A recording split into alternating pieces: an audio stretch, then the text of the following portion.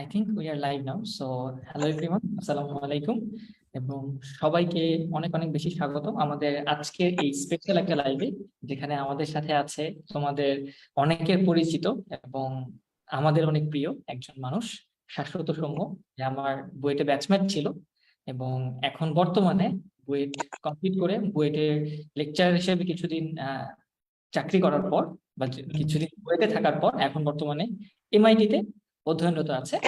তো সৌম্য, তোমাকে অনেক অনেক স্বাগতম আমাদের প্রোগ্রামে এবং আশা করি থ্যাংক ইউ। এই প্রোগ্রামটাতে আমরা তোমার কাছ থেকে অনেক কিছু জানতে পারবো এবং আমাদের না জানা সব প্রশ্নের উত্তর তোমার কাছে পাবো। সো শুরুতেই আমি সৌম্যকে একটা প্রশ্ন দিয়ে শুরু করতে চাই। আশা করি আমাদের সাথে অনেকেই জয়েন হয়ে গেছে অলরেডি, আমাদের ফেসবুক পেজে, আমাদের ফেসবুক গ্রুপে এবং আমাদের ইউটিউব চ্যানেলে একই সাথে এই প্রোগ্রামটা লাইভ আছে। এবং তোমরা জানো এই প্রোগ্রামটাতে আমরা আমাদের তোমাদের যে পরিচিত মুখগুলো আছে সেই মুখগুলোকে এনে তাদের জানা অজানা প্রশ্নের উত্তরগুলো তাদের থেকে জেনে নেওয়ার চেষ্টা করি। এবং আজকে আমাদের সাথে লাইভে আছে শাশ্বত সৌম্য। তো সৌম্য, তোমাকে আবারও স্বাগত এবং কাইন্ডলি তুমি যদি আমাদেরকে একদম বুয়েটের জার্নি শুরু থেকে তুমি যদি আমাদেরকে একটু বলো যে তোমার এই পর্যন্ত জার্নি জাস্ট হালকা করে সামারি, এবং তারপর আমরা একটু ডিটেলসে যাব। শিওর। থ্যাংক ইউ ফার্স্টে ইমরান অপার তোমাদেরকে এই অনুষ্ঠানটা আয়োজন করার জন্য। টু বি অনেস্ট, যদি ফার্স্টের থেকে শুরু করি, আমার পরিচয় শাশ্বত সৌম্য। এখন ম্যাসাচুসেটস ইনস্টিটিউট অফ টেকনোলজিতে আমি হচ্ছে পিএইচডি প্রথম বর্ষের শিক্ষার্থী, মানে just started my PhD. And যদি একদম শুরু থেকে বলতে চাই, টু বি অনেস্ট, বুয়েটে পড়ার ইচ্ছা অনেক আগে থেকে ছিল। মানে কলেজ কলেজ লাইফের শুরুর দিক থেকে, প্রথম থেকে মনে হয় যে যদি পড়ি তাইলে হয়তো কম্পিউটার সায়েন্সেই পড়বো। এরকম একটা ছিল যে আহ, তখনকার টাইমে আমাদের, I am not comparing any university, but ওই আমাদের ঢাকা ইউনিভার্সিটির এখনো হয়তো জেনেটিক্স ডিপার্টমেন্টটা তখন খুব হাইট একটা department. They are doing very good work. I am currently, আমার রিসার্চ এখন ওই দিকেই চলে গেছে অনেকটা। আমি কম্পিউটেশনাল বায়োলজিতে রিসার্চ করি, বাট ওই টাইমে তখন আমার জেনেটিক্স এর প্রতিও ফ্যাসিনেশন ছিল, আবার কম্পিউটার সায়েন্সের প্রতিও ছিল। তো তখন একটা ছিল যে যদি আমি কখনো এই দুই জায়গাতে পড়ার সুযোগ পাই, তখন আমি কোনটাকে বেছে নিতাম। তো তখন আমার ফ্রেন্ড আমাকে এই কোশ্চেনটা করতো, তখন আমি সবসময় অ্যান্সার দিতাম আমি কম্পিউটার সায়েন্স পড়বো। ফর্চুনেটলি আমি বুয়েটের কম্পিউটার সায়েন্স ডিপার্টমেন্টে পড়ার সুযোগ পাই, বাই ভেরি স্মল মার্জিন হয়তো। আর 50 র্যাঙ্ক পিছে থাকলে পড়তে পারতাম না। এনিওয়ে, তারপর হচ্ছে বুয়েটে শুরুতে হচ্ছে কখনো টিচার হব এরকম ছিল না, বিকজ অ্যাডমিশন টেস্টে I didn't perform to my potential, অথবা আমি যেরকম চেয়েছিলাম হয়তো সেরকম পারফর্ম করতে পারি নাই। কিন্তু পড়াশোনার প্রতি কখনো মনে হয় নাই যে খুব কঠিন একটা জিনিস বা পারতেছি না। আহ, সারা জীবনই হচ্ছে মোটামুটি একটা স্ট্রিমে পড়ালেখা করে গেছি, বাট ইউনিভার্সিটি লাইফটা আমি খুব এনজয় এনজয় করছি মোটামুটি। মানে পড়াশোনার পাশাপাশি অন্যান্য দিকেও আমার মানে অনেক পার্টিসিপেশন ছিল ইন দা, আমি একটা কালচার ক্লাব, বইটা সেন্ট্রাল কালচার ক্লাব মুছনার জেনারেল সেক্রেটারি পর্যন্ত চলে যাই। তারপর মানে যে কোনো অর্গানাইজেশনের সাথে সবসময় যুক্ত থাকার একটা অভ্যাস ছিল। ইভেন ডিপার্টমেন্টের যেগুলো ফেস্ট হইতো, আমাদের সিএসসি ডিপার্টমেন্ট প্রতি বছরই একটা করে ফেস্টিভ্যাল আয়োজন করতো, ওইখানে আমি মোটামুটি থাকার চেষ্টা করতাম সববারই। তো এই জিনিসগুলো আমাকে, university life was very enjoyable for me. পাশাপাশি একটা পর্যায়ে ইউনিভার্সিটির যখন আমি থার্ড আর ফোর্থ ইয়ার দিকে গিয়ে রিসার্চ করা স্টার্ট করি কম্পিউটেশনাল বায়োলজিতে। আমার খুব সৌভাগ্য যে আমার আহ, যে অ্যাডভাইজার ছিলেন উনি এই ফিল্ডের মোটামুটি খুব ভালো একজন রিসার্চার। তো উনি শামসুজ্জোহা বাইজিদ স্যার, উনি হচ্ছে আমাকে অনেক গাইড করেন through the whole journey, research হাতে খড়ি ওনার কাছে। এবং আরেকজন টিচার ছিলেন সোহেল স্যার। তো ওনারা দুইজনের সান্নিধ্যে আমি মোটামুটি কিছুটা রিসার্চ করতে পারি এই ফিল্ডে। এরপরে আমার রিসার্চের কারণেই হোক এবং নানা কারণে মানে আমার এই বিশ্ববিদ্যালয়ে পড়ার সুযোগ হয় আর কি। মোটামুটি আমার জার্নিটা এরকমই। বাট কি টেক অ্যাওয়ে হচ্ছে যে আমি হয়তো পড়াশোনায় খুবই সবসময় ভালো ছিলাম এরকমও না, মানে I am not just taking anything away, but আমার সবসময় মনে হয়েছে যে ইউনিভার্সিটি লাইফটা মানে তুমি পড়াশোনা করার পাশাপাশি ইউনিভার্সিটি লাইফটাও তুমি এনজয় করতে পারবা at the same time. These are not orthogonal. Hopefully আমরা সমুর জার্নিটা একদম খুব শর্ট সময়ে জেনে ফেলেছি, বাট উই নো দ্যাট যে the journey was not so easy. যেটা অবশ্যই এত ইজি হলে আমরা সবাই হয়তো আমরা দেখতাম যে ঘুরি ঘুরি আমাদের এখান থেকে বাইরের কান্ট্রিতে পড়তে যাচ্ছে, স্পেশালি এমআইটি তে যাচ্ছে। বাট যেটা সৌম্য বললো যে সৌম্য হয়তো আর 50 র্যাঙ্ক পেছনে হলেই সিএসসি তে আসতে পারতো না, যে in that case we are lucky to have Soumya in our department. And আমরা Nothing আসলে like that. I feel lucky that my life is like this, lucky to. or like whatever I wanted to do, মানে I have done that. So এটা হয়তো আমার luck. That satisfaction is necessary. হ্যাঁ, আমাদের সবারই এই স্যাটিসফ্যাকশনটা দরকার যে আমরা যেখানেই থাকি না কেন আমরা যেন স্যাটিসফাইড থাকি, হ্যাঁ, নিজেদের নিয়ে। একটা এইখানে আমার সৌম্যর কাছে একটা খুব শর্ট একটা প্রশ্ন ছিল যে সৌম্য, তুমি তো চাইলেই হয়তো ইন্ডাস্ট্রিতে যেতে পারতে, বা তুমি চাইলেই হয়তো বাংলাদেশেও তুমি অলরেডি ব্র্যাকে জয়েন করেছিলে মেবি, আমরা যেটা দেখেছি জানি। ওকে, তো তুমি এরপর বুয়েটে আসলে এবং এরপর এমআইটি তে গেলে, তো তোমার কি কখনো মনে হয়নি বা তোমার কি ইন্ডাস্ট্রিতে যাওয়ার কোনো ইচ্ছা ছিল না, বা তুমি কেন আসলে একাডেমিক এই ক্যারিয়ারটাই চুজ করলে যে না আমি এখন পিএইচডি করবো, দেন হয়তো ফিউচারে কিছু। তো একটু যদি আমাদেরকে বলতে, যে আমাদের অনেকে আমরা জানি ইন্ডাস্ট্রিতে চলে গেছে, অনেকে আবার হায়ার স্টাডিজের জন্য বাইরে গিয়েছে, so why did you choose মানে একাডেমিক লাইফ?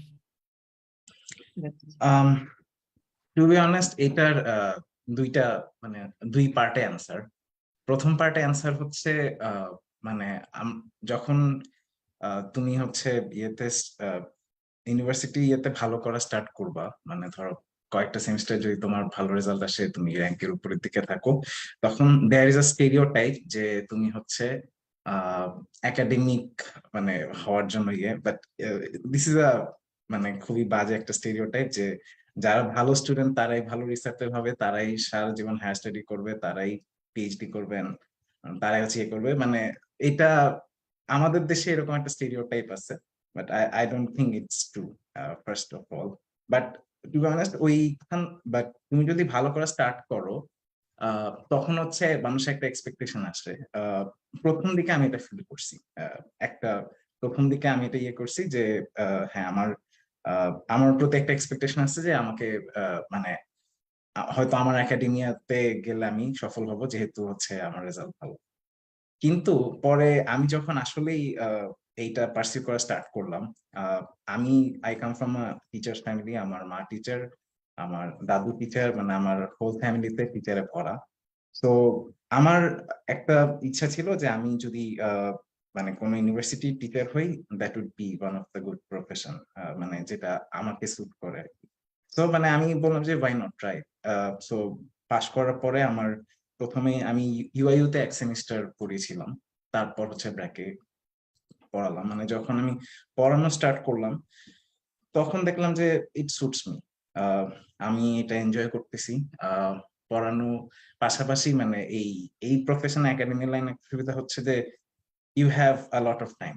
মানে ইন্ডাস্ট্রিতে মানে যারা কাজ করে তারা they are doing very important stuff, নাইলে we don't have the technology we are experiencing right now. But আমার কাছে ওই একাডেমিয়ার যে ওয়ার্ক কালচারটা সেটা ভালো লেগে যায়, বিকজ মানে আমার কোনো ফিক্সড আওয়ার্স নাই। আমি হচ্ছে মানে আমি ক্লাসটা নেওয়ার পরে মানে এরকম না যে আমার সারাদিন হচ্ছে ইয়েতে বসে থাকা লাগতেছে, ইউনিভার্সিটি বসে থাকা লাগতেছে বা কাজ করা লাগতেছে।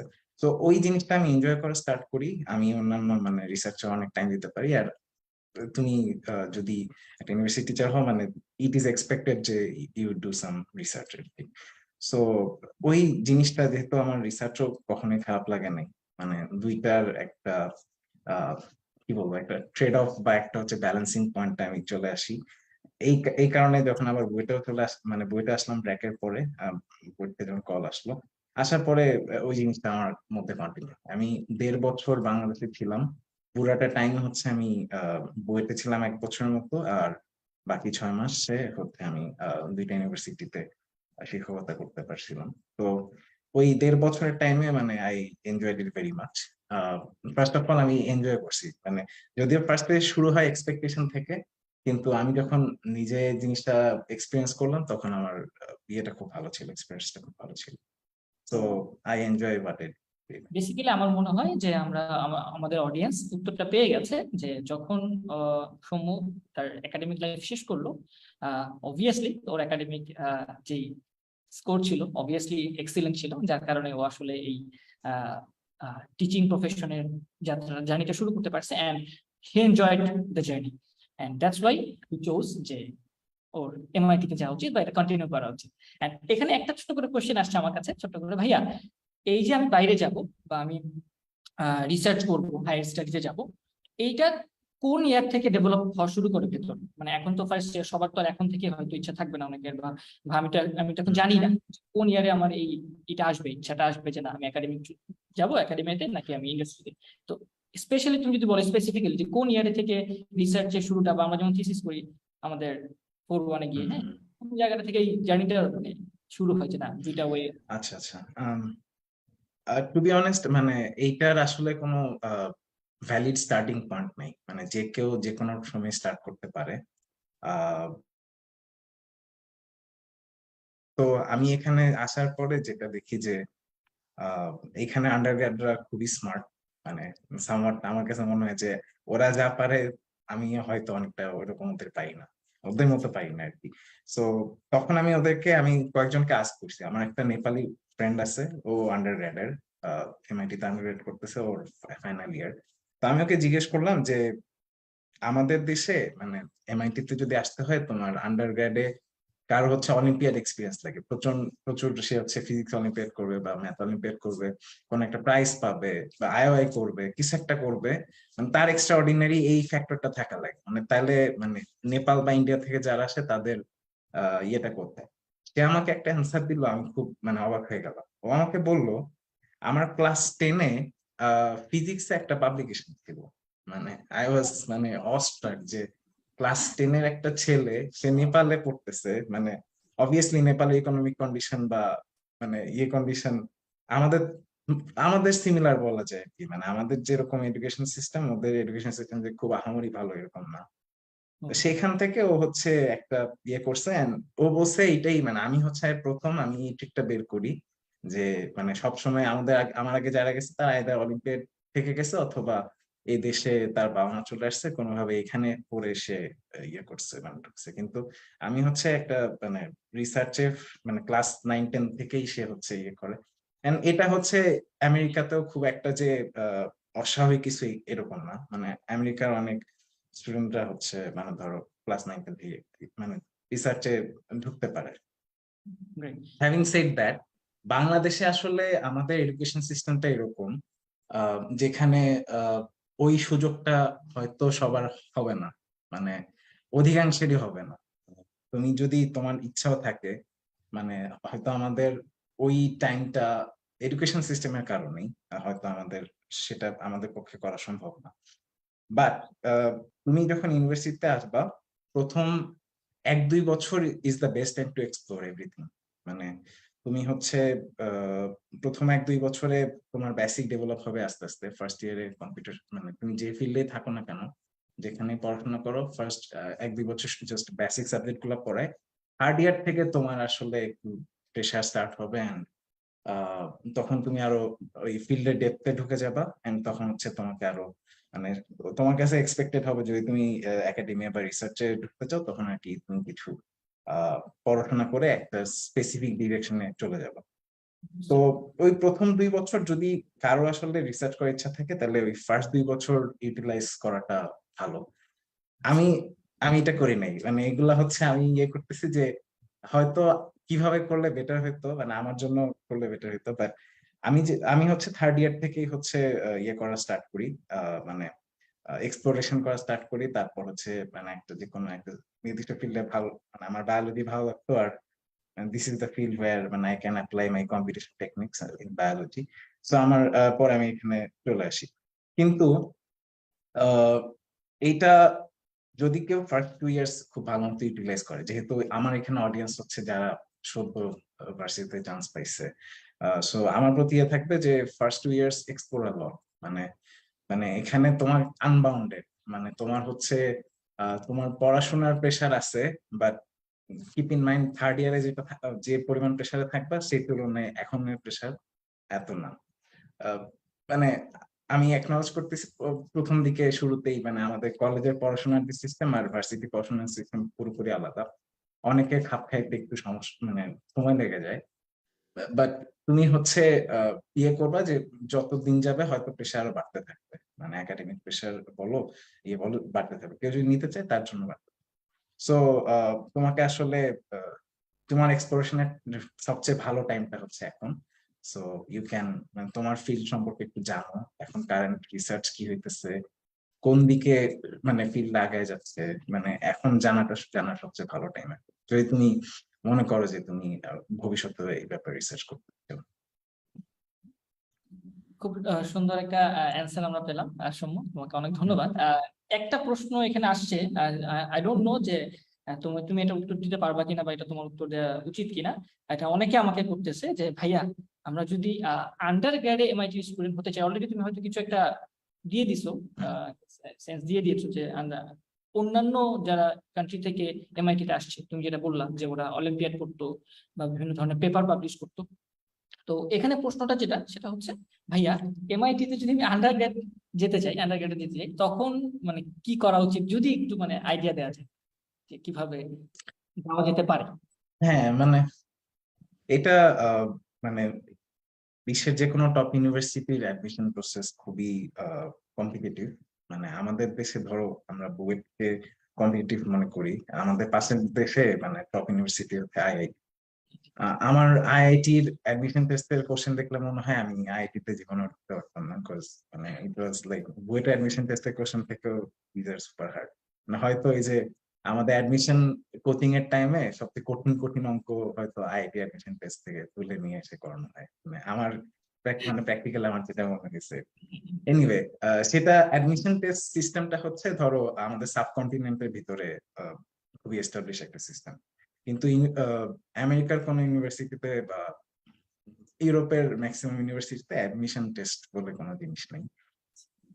এখানে তোমাকে হচ্ছে তুমি ইয়ে করো, গ্রাজুয়েট হায়ার স্টাডিজ এর জন্য অ্যাপ্লাই করো অথবা আন্ডারগ্রেড অ্যাপ্লাই করো, তোমার আসলে একটা রচনা লিখতে হবে। মানে ওই রচনাতেই তোমার আসলে ওইটা ওরা দেখবে, দেখে যদি মনে হয় যে এটা তোমাদের জন্য মানে ওদের জন্য ভালো, মানে ভালো ফিট, মানে ইউ আর মানে কম্পিটেন্ট এনাফ, তোমাকে নিয়ে নিবে। That's it. এখন ওই রচনাতে কি থাকবে সেই কন্টেন্টে আসলে ম্যাটার করে।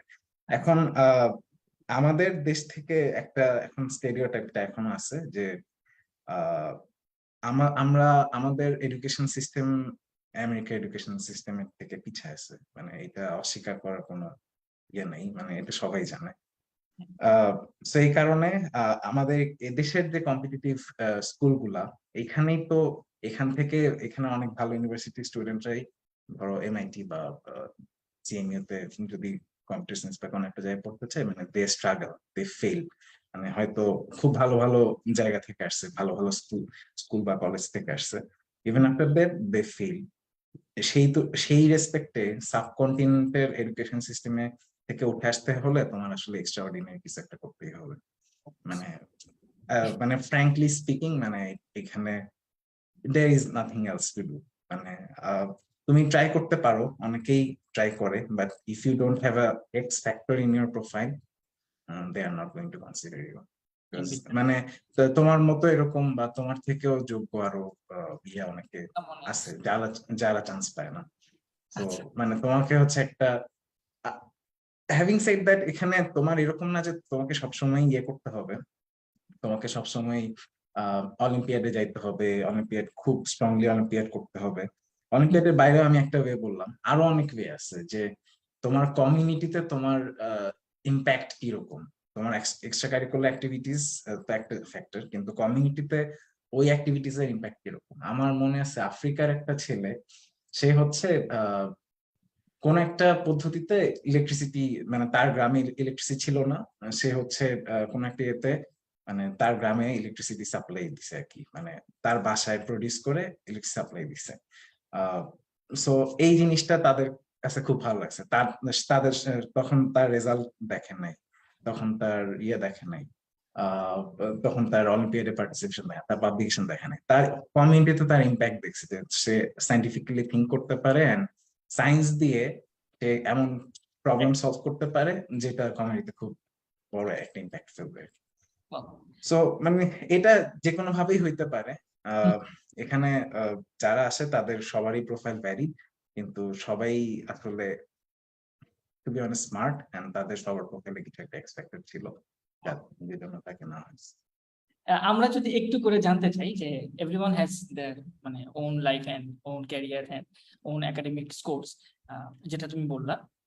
এই একাডেমিক লাইফটাতে 4টা বছর আমরা জানি অলরেডি তুমি হচ্ছে আমাদের বুয়েটের যে মূর্ছনা আছে সেখানে জিএস ছিলা, এবং তুমি তোমার যে 4 বছর লাইফ তুমি অনেক এনজয় করেছো, as far as I know and we know, যে তুমি বিভিন্ন সংগঠনের সাথে ছিলা এবং সবগুলো সংগঠনের সাথে অ্যাক্টিভলি মোটামুটি পার্টিসিপেট করেছো এবং you enjoyed your undergrad life.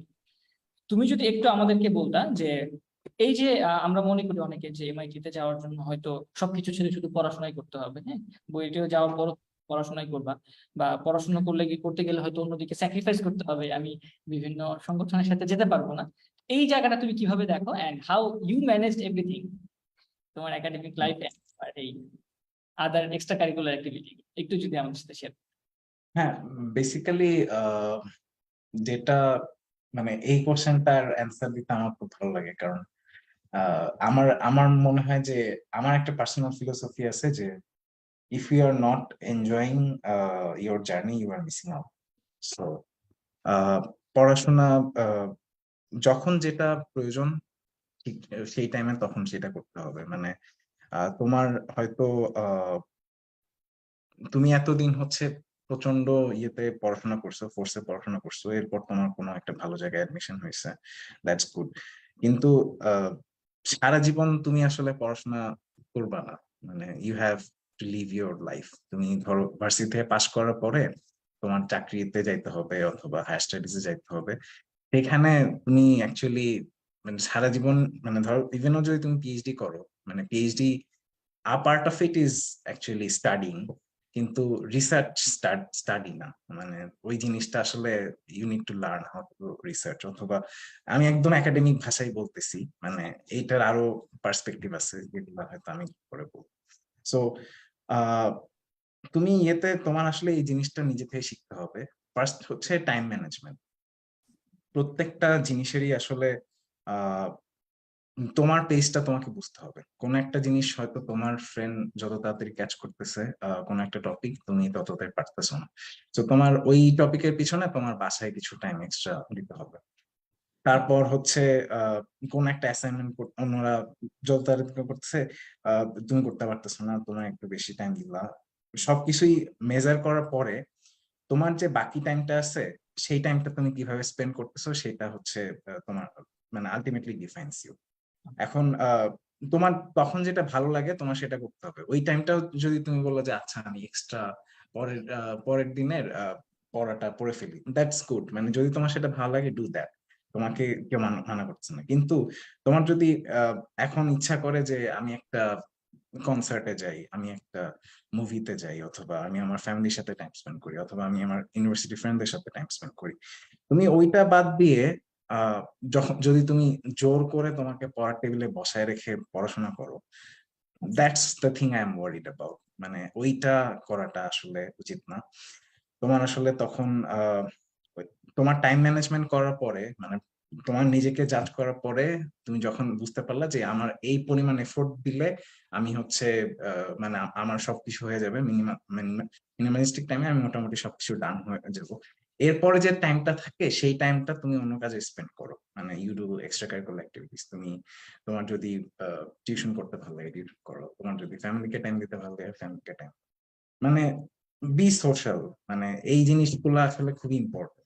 আমাদের দেশে এডুকেশন সিস্টেমটা এরকম হয়ে গেছে আহ যে আমরা ক্লাসের বাইরে তো আমাদের টাইম দেওয়া লাগেই, কিন্তু সেই টাইমটা কতটা দেওয়া লাগবে সেটা আমরা বুঝি না। মানে উই অলমোস্ট, মানে এটা এনকারেজড, আর এটাকে এত ভালোভাবে ভালো চোখে দেখা হয় বাংলাদেশে, অথবা মানে হয়তো এটা সাবকন্টিনেন্ট কালচার, যে আমার ক্লাসের বাইরে আমি সারাদিন হচ্ছে মানে ক্লাসের বাইরে মানে একটা একটা পোর্শন অফ টাইমের পরেও মানে সে যে যত বেশি করবে, ধরো কেউ যদি ক্লাসের মানে ধরো 8 ঘন্টা ইউনিভার্সিটি থাকলো, ক্লাস করলো, ল্যাব করলো, এরপরে বাসায় এসে 8 ঘন্টা সে পড়াশোনা করলো পরের দিনের ক্লাসের জন্য। আচ্ছা। এই জিনিসটাকে খুব এনকারেজ করা হয় আমাদের দেশে, মানে জিনিসটা খুবই অ্যাবসার্ড, আমি দেখিনি। ইউএসএ তে একটা স্টুডেন্ট তার ক্লাসের বাইরে পড়াশোনাই করে না, বিকজ তাদের এডুকেশন সিস্টেম ওইরকম, তার ক্লাসের বাইরে ক্লাসে ওইভাবে তাকে বুঝিয়ে দেওয়া হয়, সে জাস্ট বুঝে গেছে, অ্যাসাইনমেন্টে যেটুকু দরকার 2 ঘন্টা সে বাইরে টাইম দিল, বাকি টাইমটা তার হাতে একটা বিশাল অ্যামাউন্ট অফ টাইম আছে, এক্সট্রা কারিকুলার অ্যাক্টিভিটিস করে, মানে যা খুশি তার যেটা পছন্দ সেটা করে। হুম, কিন্তু সেটা সে করতে পারে, মানে সে তার কাছে ওই টাইমটা আছে, কিন্তু আমাদের দেশের এডুকেশন সিস্টেমটা ওইভাবে বিল্ড আপ করা নেই। এই জন্য আমার কাছে মনে হয় যে তোমার টাইম ম্যানেজমেন্ট করার পরে তোমার হাতে যে টাইমটা থাকবে সেটা তুমি ইউটিলাইজ করো। মানে তুমি হচ্ছে মানে তোমার যেটা ভালো লাগে সেই দিকে হচ্ছে ইনভেস্ট করো, দ্যাটস ইট। মানে তোমার এখন এক একজনের কাছে ভালো লাগার ডেফিনেশন এক এক রকম। সো মানে আমি এখানে ডিফাইন করতে পারবো না তোমার কি ভালো লাগে, বাট তোমার যেটা ভালো লাগে তুমি ওই ওই দিকে টাইমটাকে ইনভেস্ট করতে পারো। That's how I see. Hopefully we got the answer. And সুন্দর করে বললো যে তোমার কাছে যে সময়টা থাকে পড়াশোনার বাদে বা মিনিমাম এফোর্টটুকু তুমি পড়াশোনায় দিয়ে, বাকি সময়টুকু উচিত তোমাদের যে you should enjoy your life. তুমি যেটা পছন্দ করো সেটা করো, whatever you like you do that, and that will bring you satisfaction, and that's what's necessary I think, যেটা সৌম্য বলতে চাইলো সবাইকে। এন্ড হোপফুলি আমরা সবাই কাজটা করবো, আমাদের আজকে যারা আমাদের সাথে আছে। আচ্ছা আচ্ছা, এখানে এখানে আবার আরেকটা একটা বিষয় আছে, but there is another class of people যারা হচ্ছে এটাকে হয়তো একটু মিস ইন্টারপ্রেট করতে পারে। তো এখানে বলে রাখি যে আহ তোমাকে হচ্ছে মানে ওই যে টাইমটা অ্যালোকেট করছো তুমি স্টাডির জন্য, সেই টাইমটা কিন্তু তোমাকে দিতে হবে। তুমি যদি আবার উল্টাটা করো, মানে এই এই টাইমটা কমায় এনে ওই দিকে ফোকাসটা বেশি বাড়ায় দাও, তখন মানে it's going to show up in your academics, right? Oh, মানে sure. এইটা অনেকের ক্ষেত্রে হয় যে হুম, মানে তারা হচ্ছে হয়তো ফার্স্টে দেখলো যে প্রচন্ড পরিমাণে এফোর্ট দিচ্ছি, কিছু হচ্ছে না, এই কারণে হয়তো তখন আর কি তোমার বুঝতে হবে যে তোমার পজিশনটা কোন জায়গায়, তোমাকে ওয়ার্ক করতে হবে তোমার উইকনেসে, তোমাকে হয়তো তখন একটু টাইম বেশি দিয়ে তোমার নিজেকে স্টেবল করতে হবে, তারপর তুমি ফ্রি টাইম বের করবে অন্য কাজ করার জন্য। কিন্তু তুমি যদি মানে অপোজিটটা করে ফেলো তাইলে তখন আর কি মানে মানে তুমি তখন তোমার একাডেমিক্স তোমার ইয়েতে খুব খারাপ রেজাল্ট করা স্টার্ট করবে, মানে এইটা আবার ভালো। সো তোমার হচ্ছে ব্যালেন্স করতে হবে সব, মানে জিনিসটা ব্যালেন্সের ব্যাপার। আই এম সেইং দ্যাট মানে যখন একটা অ্যামাউন্ট অফ টাইম তুমি ডিভোট করে ফেলছো, বাকি টাইমটা হচ্ছে তোমার যেটা ভালো লাগে ওইটা বেশি ইনভেস্ট করো। আই থিঙ্ক এখন আমরা একদম ক্রিস্টাল ক্লিয়ার হয়ে গেছি উত্তরটা সম্পর্কে। একজন আমাকে একটু কোশ্চেন করেছে, যদিও এটা আমাদের আন্ডার গ্র্যাডের নিচের লাইফ নিয়ে আমরা এখানে ডিসকাস করার জন্য আসি নাই, বাট তাও সবার অনেক আগ্রহ, অনেকে জিজ্ঞেস করতেছে ভাইয়া একটু যদি আমাদের সৌম্য ভাইকে জিজ্ঞেস করতেন যে ভাইয়া এইচএসসি তে কিভাবে পড়াশোনা করছে। এটা অনেকে মানে কোশ্চেন করতেছে, আমাকে ইনবক্সে কয়েকটা মেসেজ আসলো যে ভাই একটু যদি জাস্ট অল্প সময় যদি ভাইয়া একটু বলতো যে এইচএসসি লাইফটা থেকে এই বইটা আসা পর্যন্ত এই সময়টা কিভাবে ইউটিলাইজ করেছিল সৌম্য ভাই। হ্যাঁ, এইচএসসি তে আমি নর্ডেম কলেজে ছিলাম ফরচুনেটলি। সো নর্ডেম কলেজের আমাদের সিস্টেম একটু রিগোরাস ছিল। আহ, আমি এর মতো ওই টাইমে আমি অ্যাজ আই সেড আমি পড়াশোনাতে হয়তো ইউনিভার্সিটি লাইফে যেভাবে পড়াশোনা করছি, মানে আমি এটা বারবার বলি যে ইউনিভার্সিটি লাইফের পড়াশোনা আর এইচএসসি লাইফের পড়াশোনা র্যাডিক্যালি ডিফারেন্ট। এইচএসসি তে আমাদের টাইমটা প্রচন্ড শর্ট, আর আমাদের স্কুলের যে এডুকেশন ব্যবস্থা সিস্টেম এখন আমার সিলেবাসে আমার মনে হয়েছে যে এইচএসসি তে এমন যত টাইম ভার্সেস যত কন্টেন্ট, সেই তুলনায় স্কুলের কন্টেন্ট অনেক ছোট, টাইম অনেক বড়। সো স্কুলে আসলে আমরা অনেক এফোর্ট দেই, আমরা অনেক কোচিং করি, বাট সেই রেসপেক্টে আমার এইচএসসি তে কন্টেন্ট অনেক বেশি এন্ড টাইম এতই কম, মানে অলমোস্ট আমার 1.5 বছরের ভিতরে পুরা সিলেবাস কভার করে এইচএসসি দিয়ে অ্যাডমিশনের জন্য প্রিপারেশন নিয়ে মানে আরো হয়তো 5-6 মাস পাবো, তারপর আমার অ্যাডমিশন টেস্ট ফেস করতে হয়। মানে 2 বছরের ভিতরে জিনিসটা মানে খুবই হ্যাপহাজার্ড। সো এই জিনিসটা ব্যালেন্স করার জন্য তখন আসলে আমার পড়াশোনার দিকে বেশি ফোকাস করা লাগছে। আমি স্কুলে এক্সট্রা কারিকুলার ভাবে প্রচন্ড অ্যাক্টিভ ছিলাম। এই কলেজ টাইমেও ছিলাম, আমি বলতেছি না ছিলাম না, আমি হচ্ছে তখন আমাদের কালচারাল ক্লাবে কালচার সেক্রেটারি হিসেবে ছিলাম। সো ওই টাইমে হচ্ছে আমি সারা জীবনই গান বাজনার প্রতি আমার ফ্যাসিনেশন ছিল। তখন হচ্ছে আমি ওই টাইম মানে অর্গানাইজেশনেও ছিলাম, আহ, সবকিছুই করছি, but not at the level যেখানে আমি ইউনিভার্সিটিতে যে টাইমটা পাইছি এক্সপ্লোর করার মতো, আমি হচ্ছে এইচএসসি তে ওই টাইমটা পাইনি। বিকজ আচ্ছা, আমার পড়াশোনা বেশি ফোকাস করা লাগছে, বিকজ মানে ইউ আন্ডারস্ট্যান্ড, মানে তোমার যদি কোনো একটা জায়গায় ভালো জায়গায় চান্স পাইতে হয়, ইউ নিড টু তোমার হচ্ছে ইয়ে করা লাগবে, তোমার ওই টাইমটাতে বেশি করে এফোর্ট দেওয়া লাগবে। মানে সবকিছু এফোর্টের ব্যাপার আর কি, মানে তুমি কোন একটা কোথায় যাইতে চাও সেই রেসপেক্টে যদি তুমি এফোর্ট না দাও, it's not going to work. Definitely. So যেটা সামারি, অবশ্যই 2 বছর খুব শর্ট টাইম, এটাতে অ্যাডমিশনের প্রিপারেশন, এইচএসসি প্রিপারেশন, অনেক কিছু করতে হয়, হিউজ সিলেবাস। সো এখানে আসলে পড়াশোনা এবং এফোর্ট দেওয়ার কোনো বিকল্প নাই, there is no other choice. তোমাকে যদি এরকম ভালো একটা ইউনিভার্সিটিতে আসতে হয়, ডেফিনেটলি মানে এখানে আসলে অন্য কথা বলার কোনো সুযোগই নাই যে তুমি এই করো সেই করো। All you have to do is to spend your time in studying, and তোমাকে effort দিতে হবে। দের ইজ নো চয়েস আসলে। আর এখানে আরেকটা প্রশ্ন সৌম্যকে করতে চাই, যে সৌম্য, তুমি তো বাংলাদেশের একাডেমিক্স লাইফ এক্সপ্লোর করছো, এখানে তুমি টিচার ছিলা, 1.5 বছর টিচিং এক্সপিরিয়েন্স ছিল তোমার, এন্ড তুমি এখন আবার এমআইটি তে গিয়েছো। সো তোমার এই দুটো লাইফ, এই দুই জায়গার লাইফ, বাংলাদেশ ভার্সেস তোমার এখন প্রেজেন্ট যে এখানে আছো, সেই লাইফটার মধ্যে যদি একটু আমাদের কিছু প্রোস এন্ড কনস বলতে, এবং কোন জিনিসগুলো তুমি এনজয় করছো, কোন জিনিসগুলো তোমার চোখে পড়ছে যে বেশি, যে না এটা হচ্ছে আই থিঙ্ক বাংলাদেশের থেকে ডিফারেন্ট, এই জিনিসগুলোতে আমাদের বাংলাদেশে এগিয়ে যাওয়া উচিত, এদের মধ্যে এই কোন কালচারটা বেশি। যেমন আমরা মুত্তাকিনের কাছে গত সেশনে শুনেছি যে মুত্তাকিন আমাদের জানিয়েছে, মুত্তাকিন এখন যেখানে আছে আয়ারল্যান্ডে, ও বললো যে ওরা উইকডেজ গুলোতে খুব বেশি এফোর্ট দেয়, এবং উইকডেজ গুলোতে ওরা এনজয় করে না বললেই চলে, ওরা ফুললি ফোকাস থাকে on their working stuffs, and when তাদের যে অফ ডে গুলো আছে উইকেন্ড, সেই উইকেন্ড গুলোতে তারা খুব এনজয় করে। And, এবং উইকেন্ডে তারা উইকডেজ এর তার জবের কোনো কিছুই ডিসকাস করে। সো এরকম কিছু জিনিসপত্র মুত্তাকিন আমাদের সাথে শেয়ার করেছে, যে এই জিনিসগুলো নোটিস করেছে। মানে what you have noticed so far, যে বাংলাদেশ ভার্সেস, বাংলাদেশের লাইফ ভার্সেস তোমার এখনকার লাইফ, একটু যদি শেয়ার করো। হুম, হ্যাঁ হ্যাঁ, sure. আমি ওয়ার্ক লাইফ কালচারটা নিয়ে বলবো, বাট ফার্স্টে প্রথম যে জিনিসটা আমার এখানে এসে ফিল হয়েছে যে আহ, আমাদের দেশের ইউনিভার্সিটির ম্যাথমেটিক্যাল এডুকেশনটা আন্ডার ডেভেলপড।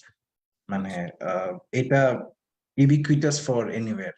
মানে আমি কোন পার্টিকুলার ইউনিভার্সিটি পয়েন্ট করতেছি না যে অমুক ইউনিভার্সিটির ম্যাথ ডিপার্টমেন্ট খারাপ, ইটস নট লাইক দ্যাট। আমাদের দেশের ম্যাথমেটিক্যাল, আমরা কলেজ লাইফ পর্যন্ত ম্যাথকে যেভাবে কনসেপচুয়ালাইজ করে ভিজুয়ালাইজ করে পড়াশোনা করে আসছি, ইউনিভার্সিটি লেভেলে সেটা হওয়া উচিত। আমরা আরো মানে জিনিসটাকে আরো ওই দিকে অগ্রসর হওয়া উচিত ছিল। বাট আমার কাছে মনে হয়েছে যে এটা কোনো, আমি সব সব ইয়ে মানে সব ইউনিভার্সিটির ম্যাথমেটিক্যাল কারিকুলামটা দেখছি, কোন ইয়েতে মনে হয় নাই যে আহ, কিছু কিছু প্রাইভেট ইউনিভার্সিটি ট্রাই করতেছে মানে ওইদিকে যাওয়ার, কিন্তু ওভারঅল এখনো সিচুয়েশনটা খুব বাজে আমাদের। মানে ইউনিভার্সিটি লেভেলে যে লেভেলটা, ম্যাথ এডুকেশনটা, সেটার অবস্থা খুব খারাপ। এইখানে পুরাপুরি জিনিসটা উল্টা। মানে এখানে এসে আমার কাছে ওই মনে হয়েছে যে সবাই ম্যাথমেটিক্যালি প্রচন্ড স্ট্রং। নট দ্যাট হয়তো কলেজ থেকেই সবাই স্ট্রং হয়ে আসে, তার সবার কনসেপ্ট হয়তো ভালো, অনেকে অলিম্পিয়াড টলিম্পিয়াড করে আসে। ইভেন আফটার দ্যাট কেউ যদি, কারো যদি ওই ব্যাকগ্রাউন্ডটা নাও থাকে, তাদের এখানে এসে আমার কাছে মনে হয়েছে তাদের অ্যাটলিস্ট ম্যাথমেটিক্যালি সবাই এখানে প্রচুর স্ট্রং। এইটার কারণে সবার আসলে যে কোনো সায়েন্সের যে কোনো একটা পার্সপেক্টিভে ইউ আন্ডারস্ট্যান্ড ম্যাথ হচ্ছে খুবই বেস। তুমি যে কোনো দিকে এক্সপ্লোর করতে চাও, তোমার ম্যাথমেটিক্যাল ফাউন্ডেশন যদি স্ট্রং না হয়, তোমার হচ্ছে পরে হচ্ছে তোমার, তুমি পারবা। এখানে সবাই আসতেছে বাংলাদেশ থেকে ঘুরি ঘুরি এখন, মানে আমি খুবই, আমার কাছে মনে হয় জিনিসটা খুবই ভালো যে হায়ার এডুকেশনে বাংলাদেশ আস্তে আস্তে খুব আগে যাচ্ছে আর কি। লট অফ স্টুডেন্টস মানে ইউনিভার্সিটি শেষ করেই মানে ইউএসএ বলো বা ইউরোপে বলো পিএইচডি বা হায়ার স্টাডিজ মাস্টার্স করতে হচ্ছে বাইরে আসতেছে। তারা কিন্তু সাকসেসফুল তাদের ইয়েতে, কিন্তু তাদের আবার নিজেদের একটু এক্সট্রা এফোর্ট দেওয়া লাগতেছে ম্যাথমেটিক্যাল ব্যাকগ্রাউন্ডটা স্ট্রং করার জন্য। সো এখানে হচ্ছে আমার কাছে মনে হয়েছে এই দিকে আমরা একটু পিছিয়ে আছি। এটা হয়তো এডুকেশন সিস্টেম ফিউচারে 1-2 দিনে চেঞ্জ হবে না, বাট হয়তো এটা চেঞ্জ হইলে ভালো। এইটা আমার খুব ডিফারেন্ট মনে হয়েছে। যেটা দুই দুই দেশের এডুকেশন সিস্টেম পার্থক্য বলা যায়। আর আমি যদি ওয়ার্ক লাইফ কালচারের দিকে বলি, আর কি ডিফারেন্ট, মুত্তাকিন যেটা বলছে সেটা হচ্ছে ইউরোপের পার্সপেক্টিভে, কিন্তু ইউএস এর ওয়ার্ক লাইফ কালচারের মানে ইয়েটা একটু ডিফারেন্ট। আচ্ছা। ওরা ওরাও জিনিসটা এটা ট্রুথ যে এখানে হচ্ছে তোমার যদি তুমি যদি এখানে তোমার ওই উইকডেজে তারা প্রচন্ড এফোর্ট দেয়, কিন্তু এরকম কোনো ডিফাইন্ড টাইম স্ট্রাকচার নাই যে ধরো আমি 9টা থেকে 5টা প্রচন্ড এফোর্ট দিব। এটা ডিপেন্ড করে তোমার মানে দিনের ভিতরে কোন টাইমটাতে তুমি হচ্ছে ওয়ার্ক টাইম হিসেবে ইয়ে করবা। তোমার কোম্পানি গুলাও এরকম এক্সপেকটেশন নাই যে তুমি সকাল 9টার থেকে 9টার দিকে চলে আসবা এবং 5টা পর্যন্ত কাজ করে বের হয়ে যাবা। আর কিছু মানে হয়তো তোমাকে এই ফ্লেক্সিবিলিটি দিয়ে দেয় যে তোমার যখন কাজটা করতে ভালো লাগে তুমি সেটা করবা। বাট এখানেও এটা ট্রু যে উইকেন্ড বা ভ্যাকেশন গুলা তারা প্রচন্ড এনজয় করে, এন্ড ওই টাইমে সাধারণত, আমি সবার ক্ষেত্রে বলতে পারবো না, সাধারণত ইটস এক্সপেক্টেড যে মানে তুমি ওয়ার্ক নিয়ে কোনো কাজ করবে না, কিন্তু এটা তোমার হচ্ছে তোমার কমিউনিকেট করতে হবে। মানে ওইটা যেরকম ধরো তোমার যে সুপারভাইজার, তার ক্যারিয়ার গোল হচ্ছে সে মানে আমি একটা ইন্ডাস্ট্রি পার্সপেক্টিভে বলতেছি, তোমার সুপারভাইজার তার ক্যারিয়ার গোল হচ্ছে সে 2 বছরের ভিতরে টপ ম্যানেজমেন্টের দিকে চলে যাবে। এখন সে উইকেন্ডে কাজ করবে, মানে তুমি তো তাকে ইয়ে করতে পারবে না। এখন সেই ইয়েতে তোমার উপরে কিছু কাজ চাপায় দেওয়ার ট্রাই করতে পারে।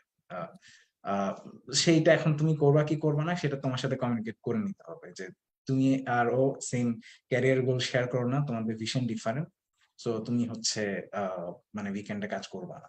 কিন্তু এটা এরকম কোনো ইয়ে নাই, মানে ইউরোপে জিনিসটা খুবই যে উইকেন্ডে সবাই, এটা একটা শেয়ার জিনিস যে তোমার ক্যারিয়ার গোল যাই হোক না কেন উইকেন্ডে কেউ কাউরে কাজের ব্যাপারে কথা বলবে না। এটা ইন্ডাস্ট্রির পার্সপেক্টিভে। আর একাডেমিক পার্সপেক্টিভটা আরো ডিফারেন্ট, কারণ এটা মানে এটা আমার একাডেমিক্যালি মনে হয়েছে যে এই জিনিসটা ভ্যালিড। কারণ আমরা হচ্ছে ধরো একাডেমিক্যালি আমি এখন পিএইচডি করতেছি, আমার ধরো একটা ক্লাস আছে, বা তুমি ইউনিভার্সিটির ক্লাসের মতোই ধরো আমাদের এখানে আন্ডার গ্রেড আর গ্রাজুয়েটরা একসাথে ক্লাস করে। সো মানে যে কোনো কোর্সে দুই ধরো একটা ইউনিভার্সিটি স্টুডেন্ট ক্লাস করতেছে, ক্লাসের পর তার যেরকম ফ্রি টাইম থাকে সেই ফ্রি টাইমে সে হচ্ছে ধরো রিসার্চ করবে নাকি হচ্ছে ইয়ে করবে, এটা তার ব্যাপার। সিমিলারলি আমার জন্য এই অপশনটা খোলা আছে। তো এখন হচ্ছে আমার যেরকম ক্লাসের বাইরের একটা পড়াশোনার অ্যামাউন্ট দিয়ে রাখা লাগে, হয়তো আমার রাতের বেলা বসে পরের দিনে হোমওয়ার্ক করতেছে, কোনো ডেডলাইন কাছে আসলে আমার প্রচন্ড এফোর্ট দেওয়া লাগতেছে, আমি তখন আর অন্য কিছু করতে পারতেছি না। জিনিসটা ওইরকমই, মানে আমার কোন একটা ডেডলাইন কাছে আসলে তখন আসলে আমার উইকেন্ডের হিসাব রাখলে হবে না। আমার তাইলে হচ্ছে আমি ডেডলাইন মিস করবো, আমার হয়তো পাবলিকেশনটা হবে না, মানে নানা ব্যাপার, আমি অ্যাসাইনমেন্ট জমা দিতে পারবো। সো মানে এটা তুমি সারা জীবন যেরকম পড়াশোনা করে আসছো, জিনিসটা ওইরকম আর কি, একাডেমিক কালচারটা ওইরকম। ইভেন আফটার দ্যাট, যদি একটা জেনারেল সিনারিওতে আমি একটা রিসার্চ ল্যাবের কথা বলি, এখানেও আমি জিনিসটা দেখছি যে যদি তোমার সুপারভাইজার মনে করে যে তুমি উইকেন্ডে এফোর্ট দিবা, কিন্তু তুমি সেটা চাইতেছো না, তুমি উইকেন্ডে এনজয় করবা, তুমি ইউ কমিউনিকেট উইথ দ্যাট, তারা সেটাতে মাইন্ড করবে না। তারা বলবে ঠিক আছে তাহলে তুমি উইকের ভিতরে কাজটা শেষ করে দাও, তাইলেই হবে। এন্ড এটা অনেকে ইয়ে করে, সবাই একটা 9টা 5টা ফ্রেমওয়ার্কে ইউএস এর অনেকেই নিয়ে আসে, কিন্তু এটা যেরকম ইউরোপে টেকেন ফর গ্রান্টেড, এখানে জিনিসটা এরকম বাধা ধরা। অনেকে হয়তো উইকেন্ডে কাজ করতে পারে, তার ক্যারিয়ার অ্যাসপিরেশন ডিফারেন্ট, উইকেন্ড সে সপ্তাহে 7 দিন 6 দিন 7 দিন কাজ করে যদি তার ভালো লাগে, দ্যাটস মানে এখানে জিনিসটাকে ডিসকারেজ করা হয় না, আমি এনকারেজ বলবো না, ডিসকারেজ করা হয় না। সো এই জিনিসটা, this is how it works here. সুন্দর। আহ সৌম্যকে একাডেমিক জিনিসপত্র অনেক ডিটেলসে জিজ্ঞেস করতেছি, তো আসলে বাচ্চারা অনেক বেশি এক্সাইটেড, ওরাও আসলে জানতে চাইছে। আমার কাছে অনেকগুলো ইনবক্সে মেসেজ পড়ে আছে যে সৌম্য ভাই কিন্তু এটা জিজ্ঞেস করবেন, ওটা জিজ্ঞেস করবেন। তো এখানে একটা প্রশ্ন একটু করে আমি যদি সৌম্য থেকে জেনে নেই। সৌম্য, তুমি তো বাইরে গেছো, এমআইটি তে আছো, ওখানে আমাদের কোনো বাংলাদেশ কমিউনিটি আছে কিনা, and before going to MIT তুমি বাংলাদেশ থেকে ওই বাইরের যে কমিউনিটিটা আছে হায়ার স্টাডিজের জন্য, এই সকল কমিউনিটি থেকে কেমন হেল্প পেয়েছো? বা যারা ভবিষ্যতে বাইরে যেতে চায় ওরা এই সকল কমিউনিটি থেকে আদৌ কি কোনো হেল্প পাবে, বা ওই রকম তোমাদের ওখানে যেই কমিউনিটি আছে ওই কমিউনিটি থেকে আমরা কি কোনো হেল্প দিতে পারি কি? হ্যাঁ, শিওর। জিনিসটা হচ্ছে যে কমিউনিটি হেল্প, আমার আমার লাইফের পার্সপেক্টিভে মানে একটা একটা করে আসি। এখানে ফার্স্ট কোশ্চেন অ্যান্সার হচ্ছে যে এখানে প্রতিটা ইউনিভার্সিটির ইয়েতে একটা বাংলাদেশি কমিউনিটি আছে। মানে এটা ডিপেন্ড করে কতজন বাংলাদেশি ওইখানে এখন কারেন্ট স্টুডেন্ট বা অ্যাফিলিয়েটেড আছে আর কি। সো এমআইটিতে মানে এমআইটি তে এখন কারেন্টলি আমরা গ্রাজুয়েট স্টুডেন্ট 15 জনের কাছাকাছি। মানে আমরা হচ্ছে বিভিন্ন ডিপার্টমেন্টে আছি। এর বাইরে এমআইটি অনেকগুলো ইনস্টিটিউশন আছে, ওইখানে পোস্ট ডক হিসেবে কয়েকজন আছে। তারপর এমআইটির আন্ডারগ্রেড স্টুডেন্ট আছে কিছু, বাট এবার এখানে আবার কিছু ইয়ে আছে, তারা হচ্ছে সেকেন্ড জেনারেশন। অনেকেই সেকেন্ড জেনারেশন, মানে তার বাবা মা হচ্ছে ইউএসএ তে চলে আসছিল, তারা হচ্ছে এখানেই জন্মেছে, হয়তো তারা বাংলা বলতেও পারে না, কিছু কিছু বলতে পারে, অথবা খুব ছোটবেলায় তারা চলে আসছে। সো এই জিনিসটা মানে, বাট প্রত্যেকটা ইউনিভার্সিটির মানে যদি খুবই মানে ডিজার্টেড কোন একটা প্লেস না হয়, সাধারণত একটা বাংলাদেশি কমিউনিটি এক্সিস্ট করে, and তারা মোরাললেস সব জায়গায় হেল্পফুল হয়। মানে এখন যেসব জায়গায় বাংলাদেশিরা বেশি যায় সেই ইউনিভার্সিটিতে কমিউনিটিরা অনেক বড়। আমাদের এটা এত বড় ছোট। আমাদের এই টোটাল বস্টন কেমব্রিজ এলাকাতে টোটাল 4টা ইউনিভার্সিটি আছে। এমআইটি, আমাদের একদম পাশে হচ্ছে Harvard, north eastern, Boston university. তো আমি যদি 4টা ইউনিভার্সিটি স্টুডেন্ট কমিউনিটি আবার কম্পেয়ার করি, ওই সাইজটা কিন্তু মোটামুটি একটা সাইজে, তো মানে প্রায় 1000-এর কাছাকাছি স্টুডেন্ট হয়ে যাবে। মানে মানে সব মিলায় ইয়ে করে সবকিছু সব লেভেলে মানে ওই সাইজটা অনেক ভালো একটা সাইজ। সো এরকম মানে তুমি যে ইউনিভার্সিটি যাও না কেন, এরকম একটা বাংলাদেশি কমিউনিটি এক্সিস্ট করে।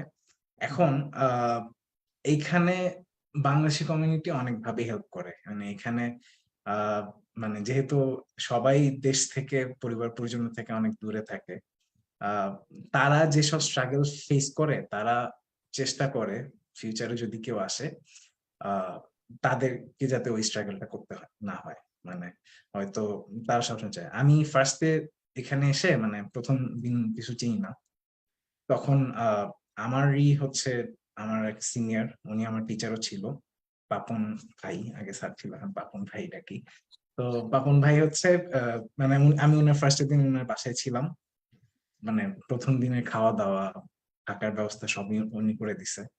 আমি পরের দিন হচ্ছে মানে আমার ওয়াইফ অন্য স্টেটে থাকে, তো আমি ওর কাছে যাব। যাওয়ার ব্যবস্থা, এয়ারপোর্ট থেকে নিয়ে আসা, নিয়ে যাওয়া, মানে ভোর 5টার সময় সেই যাওয়ার ব্যবস্থাটাও লিটারেলি মানে প্রায় ড্রাইভ করে আমাকে ভোর 5টার সময় এয়ারপোর্টে দিয়ে আসছে। সো মানে এই জিনিসটা তখন আমার মনে হয়েছে, এই জিনিসটা মাথায় ক্লিক করছে যে হয়তো উনি যখন আসছে তখন উনি হয়তো এরকম কিছু একটা স্ট্রাগল ফেস করছে, মানে যেটা মনে হয়েছে যে পরে যদি কেউ আসে তাকে আমি ওই ব্যাপারে হেল্প করবো। এটা হচ্ছে ইন কমিউনিটি হেল্প, যেটা সেটা সেটা প্রচন্ড স্ট্রং। এর বাইরে আসার আগে তোমার সিনিয়ররা যারা হচ্ছে এখন হায়ার স্টাডিজ করতেছে, তাদের সাথে যদি তুমি কমিউনিকেট করো about any research direction, any recent technology, obviously বাংলাদেশের রিসার্চের যে এনভায়রনমেন্ট, কিছু কিছু মানে মোস্ট মেজরিটি অফ দ্য ফিল্ডে বাইরে ইউরোপ বা ইউএস এর রিসার্চের এনভায়রনমেন্ট বা এখন যে কারেন্ট সিনারিওটা অনেক ডেভেলপ। আচ্ছা। সো হ্যাঁ, সো তোমার হচ্ছে ওই জায়গাটাতে তারা হচ্ছে তোমাকে গাইড করতে পারে, এখন কারেন্ট ফিল্ডের কি অবস্থা, তোমাকে পেপার করতে দিতে পারে বা তোমাকে একটা রিসার্চ প্রজেক্টে হেল্প করতে পারে। You need to seek out eligible seniors, মানে যাকে তাকে না, মানে তুমি কোন দিকে কাজ করতে চাও সেই ব্যাপারে তুমি এক্সপ্লোর করতে চাও, কিছু গ্রাউন্ড ওয়ার্ক করে আসছো, তারপর হচ্ছে তুমি তাকে কিছু একটা কোশ্চেন জিজ্ঞেস করবে। আচ্ছা, যে এখন এই পার্টিকুলার টপিকে মানে আপনাদের ওইখানে কি কাজ হচ্ছে। সো তখন হচ্ছে এইভাবে একটা কোলাবোরেশন বিল্ড আপ হয়, রিসার্চ কোলাবোরেশন। তুমি তার সাথে তখন কাজও করতে পারো, সে যদি ইন্টারেস্টেড হয়, তুমি যদি অনেক ইন্টারেস্টেড অ্যান্ড সে যদি মনে করে যে তোমার সাথে কাজ করবে, এটা অনেকেই প্র্যাকটিস করে। এন্ড এরকম অনেক রিসার্চ কোলাবোরেশন, এভাবে একটা রিসার্চ কোলাবোরেশন করে ওঠে আর কি। আচ্ছা সো এইটা বাইরে খুবই মানে প্র্যাকটিস একটা কালচার মানে একাডেমিয়ার ক্ষেত্রে, যেটা বাংলাদেশে এখনো গড়ে ওঠেনি। তো মানে তুমি হচ্ছে যে কোনো বিষয়ে যদি তুমি কোনো সিনিয়র কাছে জানতে চাও, সে হয়তো একটু দেরি করে অ্যান্সার দিবে। পিপল আর উইকডেজে এখানে ওয়ার্ক কালচারটা মানে তোমার প্রচন্ড ব্যস্ত থাকে মানুষ, মানে হয়তো অনেক সময় ফোন চেক করার টাইম হয় না। তো এই ব্যস্ততার মাঝে হয়তো অ্যান্সার দিতে পারবে না, কিন্তু উইকেন্ডে গিয়ে বা তুমি যদি আরেকবার তাকে নক করো, সে তোমাকে অ্যান্সার দিবে। এন্ড এইভাবে তুমি হচ্ছে তার সাথে একটা রিলেশনশিপ বিল্ড করতে পারবা। And that's how it works here. আমি আমি আমি এরকম একটা ইয়ে করছি, আমার একটা সিনিয়র ছিল, তার সাথে আমি মানে রিসার্চ করার সুযোগ পেয়েছিলাম। তো তার ল্যাবে একটা ইন্টার্নশিপে আমি কাজ করছি বিফোর কামিং হিয়ার। সো আমি এটা সিক আউট করছি, মানে আমার কাছে সবসময় আমাকে বাইরের যে হায়ার স্টাডিজ কমিউনিটি আছে বা বাংলাদেশি কমিউনিটি আছে, they help me a lot.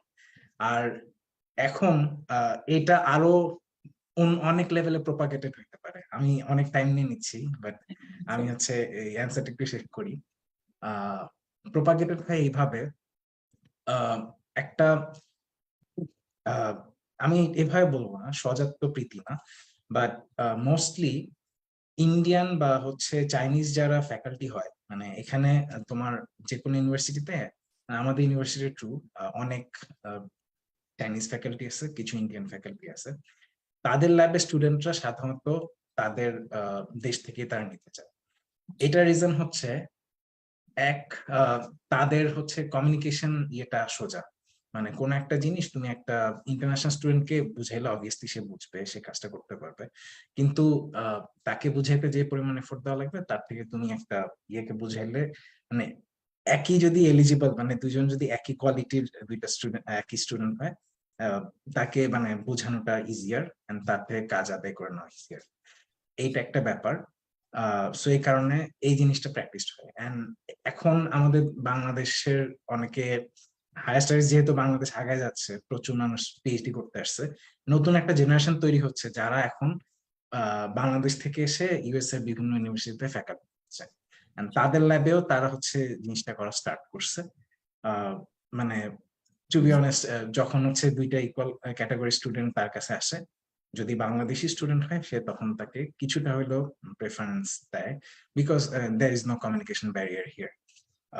And হয়তো তাকে দিয়ে সে মনে করে যে তাকে দিয়ে, যদি সে মনে করে কাজটা বের করা ইজি হবে, তাহলে সে সেটা।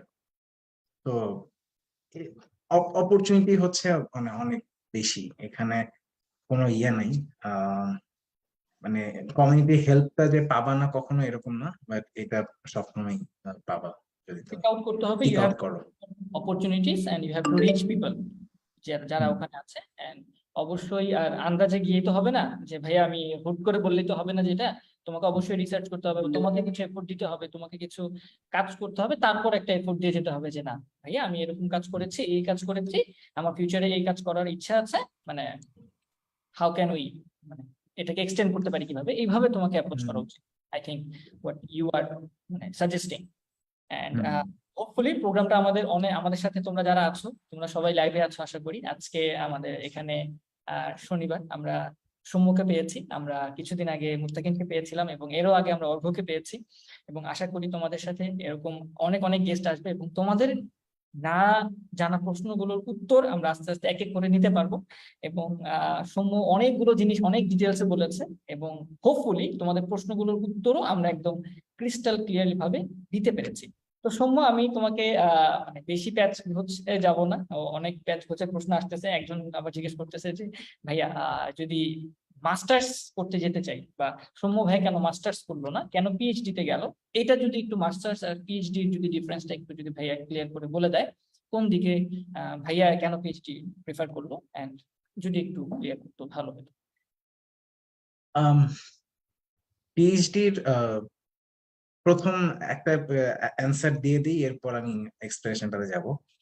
Sure. আমি পিএইচডি করতেছি, পিএইচডি করতে করতে আমি একটা মাস্টার্স ডিগ্রি নিয়ে নিব। আমি অ্যাকচুয়ালি প্রথম 2 বছরে আমি 2 বছর পরে আমার মাস্টার্স থিসিস দিলে আমি মাস্টার্স ডিগ্রিটা নিয়ে নিব। এইটা আমার প্ল্যান, এন্ড আমি এটাই করতেছি এখন।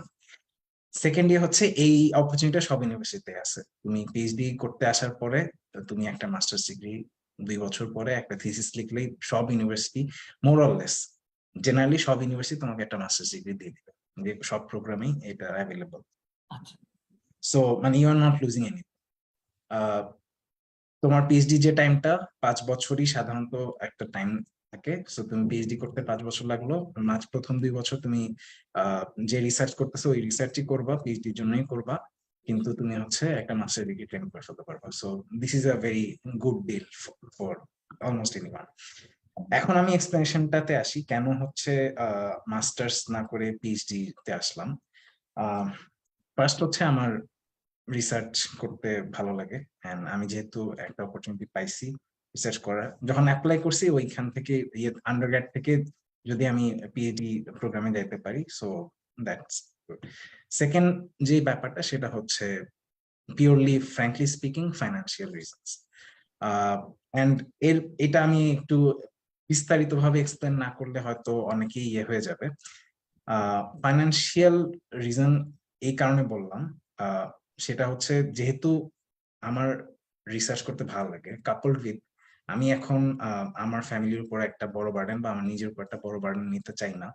পিএইচডি আমাকে সেই ইয়েটা দেয়, পিএইচডি হচ্ছে আমাকে সেই স্বাধীনতা দেয়। আমি হচ্ছে এখানে আসলে আমি এমপ্লয়েড এমআইটি তে গ্রাজুয়েট স্টুডেন্ট হিসেবে, আমি এমআইটি আমাকে টাকা দেয়, অথবা তুমি যে ল্যাবে, আমার ল্যাবের প্রফেসর আলটিমেটলি আমাকে টাকা দিবে। এখন ফেলোশিপে আছি, 1 বছর পরে আমি আরএ হিসেবে এমপ্লয়েড থাকবো। আমি হচ্ছে প্রতি মাসে একটা স্টাইপেন্ড পাই আর কি, আমার কোনো টিউশন ফি দেওয়া লাগে না, সব ফি হচ্ছে এমআইটি পে করে দেয়, আমার even health insurance MIT pay করে দেয়। হ্যাভিং সেড দ্যাট, এরপরের যে পয়েন্টটা, পিএইচডি সবার জন্য না, মানে কারো যদি রিসার্চ করতে ভালো না লাগে, এটা এটা এটা এখানে খারাপ লাগার কিছু নেই, সবাইকে সবকিছু পারতে হবে না। আমার ইন্ডাস্ট্রি যেতে ভালো লাগে না, এটা আমি আমার বলতে ইয়ে লাগে, বাট আমার ফ্রেন্ড অর্ঘ মুত্তাকিন, এরা আমার খুব ক্লোজ ফ্রেন্ড, এরা they are doing very good in industry, তাদের জন্য আমি খুবই হ্যাপি, খুবই প্রাউড। তাদের আর মনে হয় না যে তাদের রিসার্চে বা একাডেমিক্সে ইয়ে করার দরকার আছে, they are doing what they are like.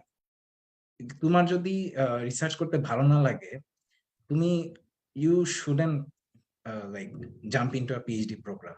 তখন মানে এটা একটা বড় কমিটমেন্ট। 5 বছর তুমি চিন্তা করো, তুমি আন্ডারগ্রেডে 4 বছর বা 5 বছর যে টাইমে দাও, সেখানে তোমার একটা ভালো ফ্রেন্ড সার্কেল আছে, তুমি তোমার ইয়েতে আছে, তোমার পুরা সারা জীবন তুমি যে এনভায়রনমেন্টে ছিলা সেখান থেকে কমপ্লিটলি সেপারেট একটা দেশে এসে, কমপ্লিটলি সেপারেট একটা জায়গায় এরকম সেম এফোর্টে সেম প্রোডাক্টিভিটিতে তোমাকে থাকতে হবে, এন্ড তুমি রিসার্চ করে যাবে 5 বছর। তোমার যদি জিনিসটা ভালো না লাগে, তুমি এনজয় না করো, please don't do that.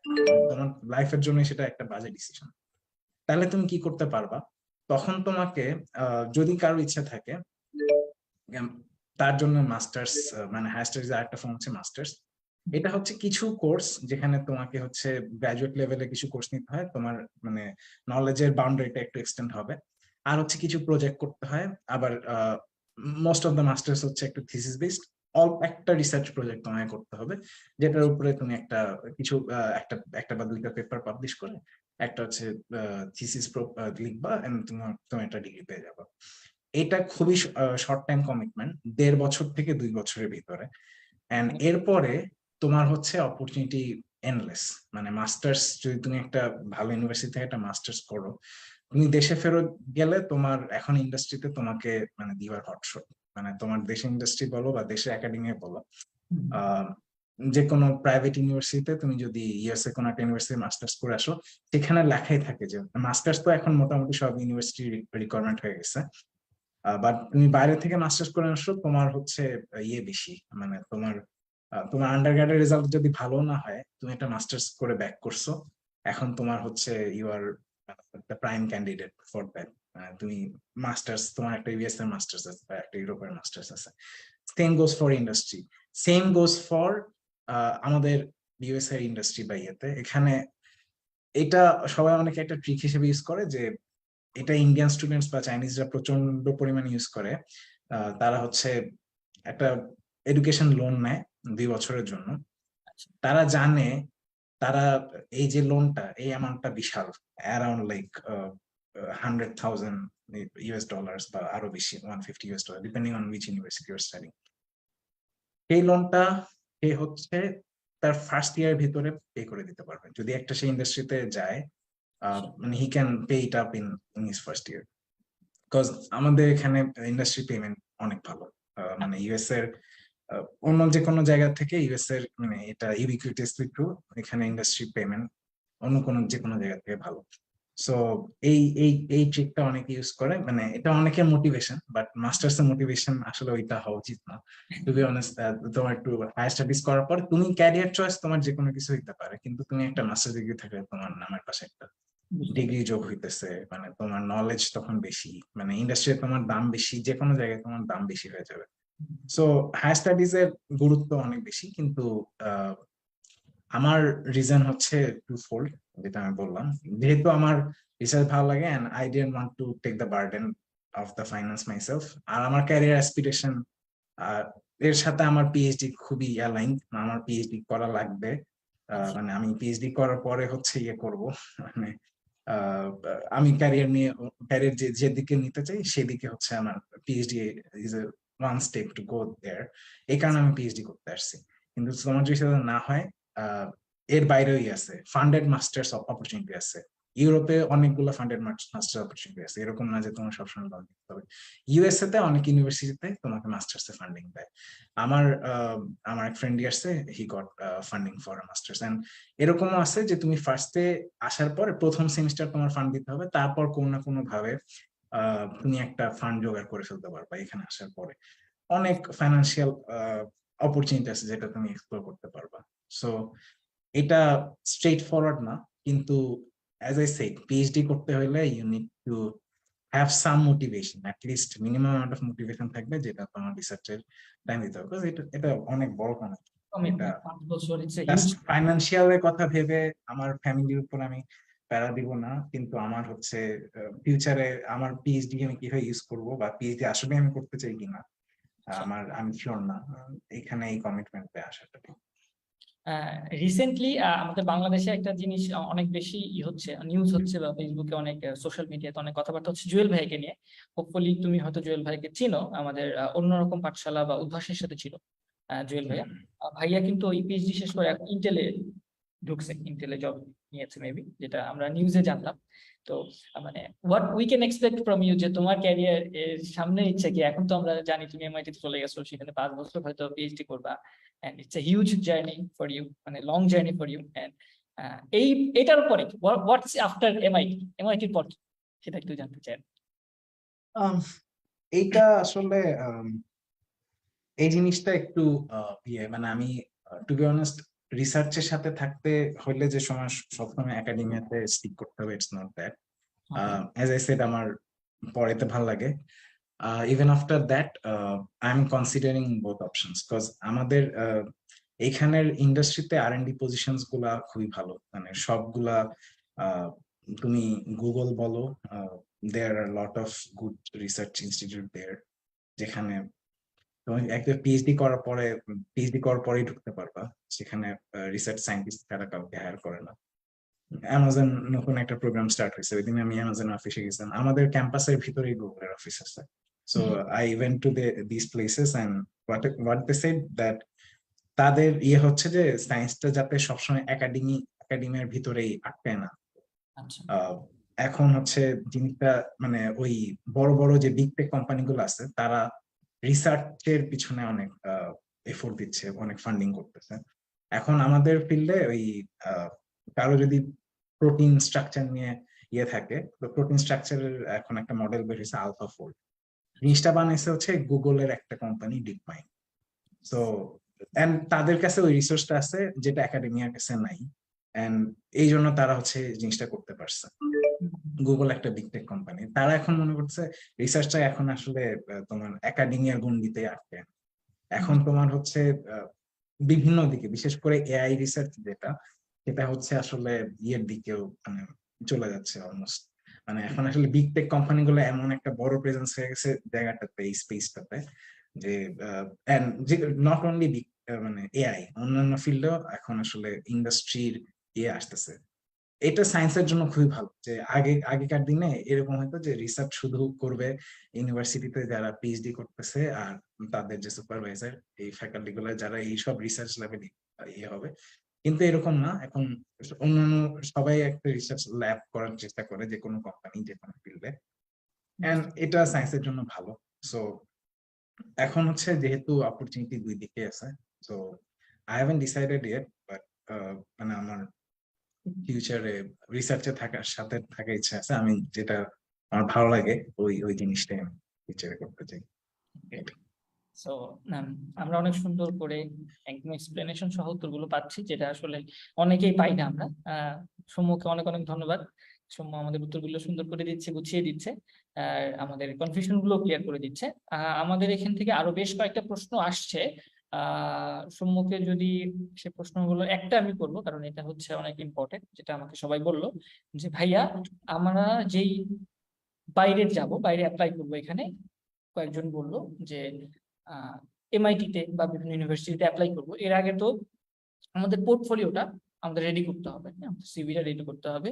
In that case Soumya ভাইয়ার যে পোর্টফোলিওটা ছিল সেখানে কি ছিল, এবং রিসার্চ পেপার পাবলিশের ক্ষেত্রে বিভিন্ন জার্নালে এই জায়গাগুলোতে আমাদের কেমন ফোকাস করা উচিত, বা কতগুলো জার্নাল পেপার পাবলিশ করা থাকা ভালো, বা এই জিনিসগুলো যদি একটু ক্লিয়ার করতে রিসার্চের হ্যাঁ, ব্যাপারে শিওর।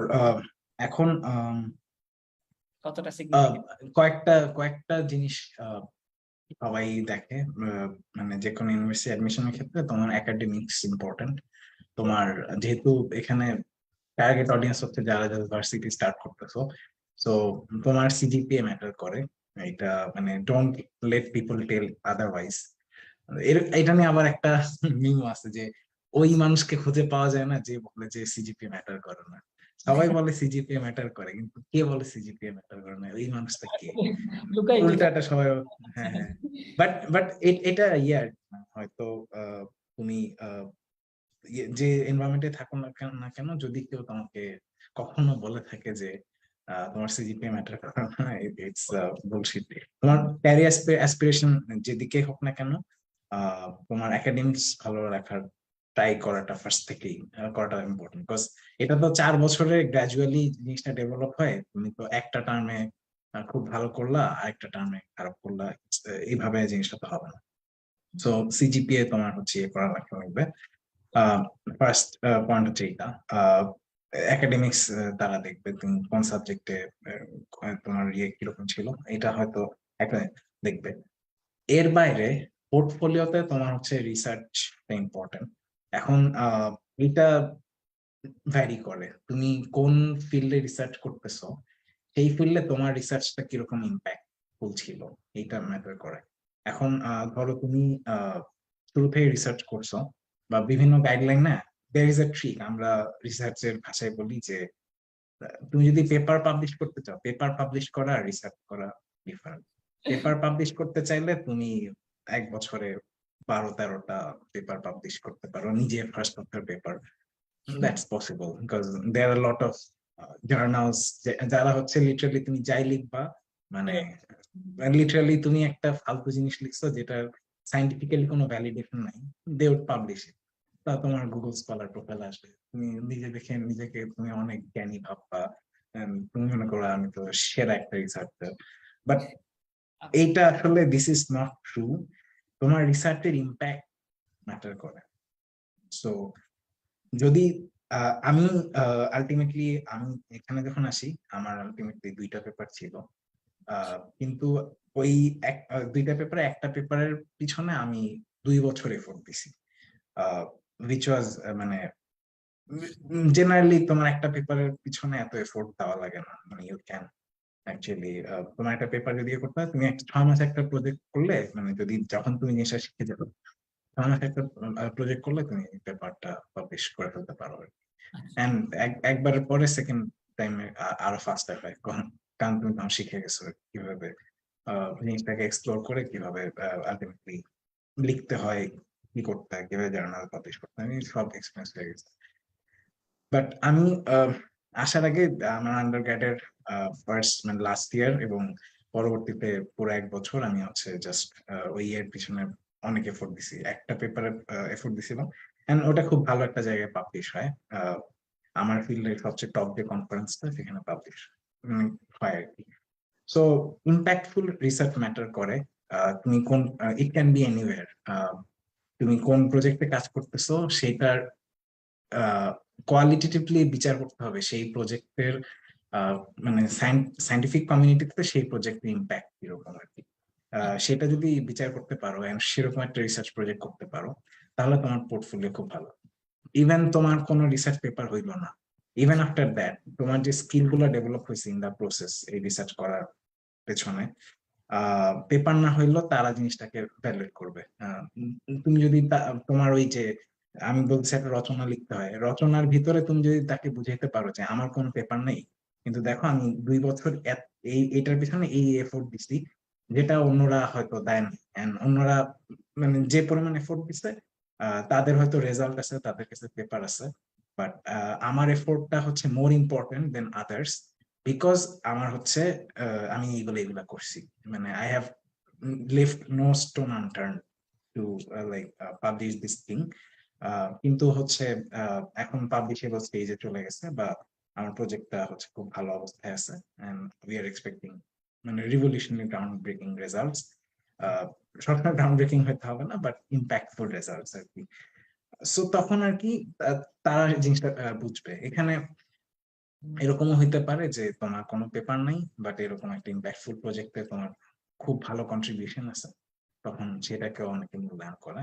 হ্যান্ড এই জিনিসটা আসলে মানে এখানে যারা অ্যাপ্লিকেশন রিভিউ করে, ইউনিভার্সিটির ফ্যাকাল্টি আর গ্রাজুয়েট স্টুডেন্টরা প্যানেল আছে, তারা জেনারেলি অ্যাপ্লিকেশন রিভিউ করে। অ্যাপ্লিকেশন রিভিউর পিছনে অনেক অ্যামাউন্ট অফ টাইম ফ্যাকাল্টিতে দিতে হয়, মানে ইটস পার্ট অফ দেয়ার মানে জব ডিসক্রিপশন, যে তোমার এই প্রতি বছর অ্যাপ্লিকেশন, গ্র্যাড অ্যাপ্লিকেশন আসবে, তোমার যে ফিল্ডের যে অ্যাপ্লিকেশন গুলো আছে তোমাকে ওগুলা রিভিউ করতে হবে, রিভিউ করে রিপোর্ট লিখতে হয়, মানে প্রত্যেকটা অ্যাপ্লিকেশন মানে ফার্স্ট একটা ইনিশিয়াল স্ক্রিনিং হয়, তারপর যেগুলা বাকি থাকে ওইগুলোর প্রতিটা ইয়েতে স্ট্রেংথ, উইকনেস এবং সবকিছু ইয়ে করে একটা পাইল বানায় রিপোর্ট লেখা লাগে। সো এটা মানে তুমি একটা অ্যাপ্লিকেশন করলা, তুমি একটা মানে প্রত্যেকটা ইউনিভার্সিটি অ্যাপ্লাই করতে কিছু টাকা দেওয়া লাগে, বা $100 বা $50 কিছু একটা টাকা দেওয়া লাগে। সেই টাকাটার কিন্তু ওই অ্যামাউন্ট অফ এফোর্ট হচ্ছে একটা ফ্যাকাল্টি দেয়, সে সেই টাকাটা নিচ্ছে, ইউনিভার্সিটি সেই টাকাটা পায়, তাকে সেই এফোর্টটা দিতে হবে। সো এরকম ভাইবো না যে তোমার অ্যাপ্লিকেশন কেউ পড়ে দেখবে না, তুমি একটা রচনা লিখছো কেউ পড়ে দেখবে না, someone is reading that, and someone is মানে মানে সে বুঝতে পারতেছে যে মানে you are actually eligible even after if you have nothing to show for, but তুমি জিনিসটা জানো, জেনে বুঝে কথাগুলো বলতেছো, না জেনে বুঝে আদের কথা বলতেছো।